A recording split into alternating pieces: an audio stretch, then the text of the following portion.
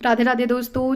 4 जनवरी 2026 से साल की शुरुआत हो रही है बहुत ही शुभ मुहूर्त से, जिसमें हम माघ स्नान करते हैं। माघ स्नान को हम सरल विधि से कैसे करें वही मैं आपको शॉर्ट वीडियो में बताने वाली हूँ।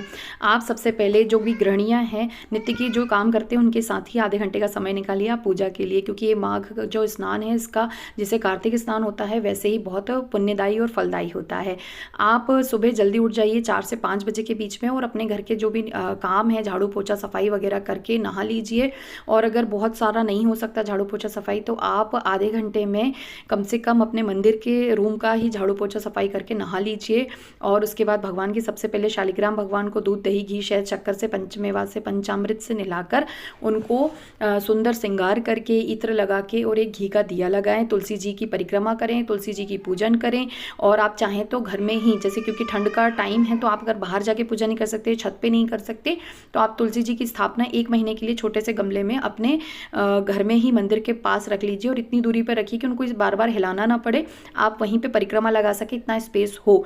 और जिनके पास स्पेस नहीं है वो अपने घर पे छत पे कर लीजिए।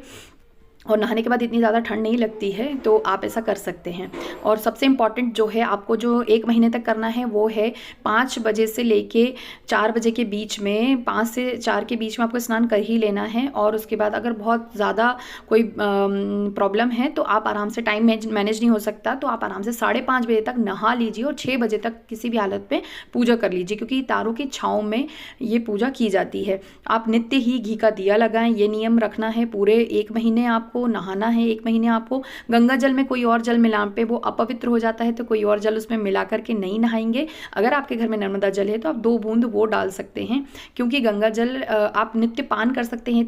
3 बूंद रोज आप उसको पान कर लीजिए, पी लीजिए। लेकिन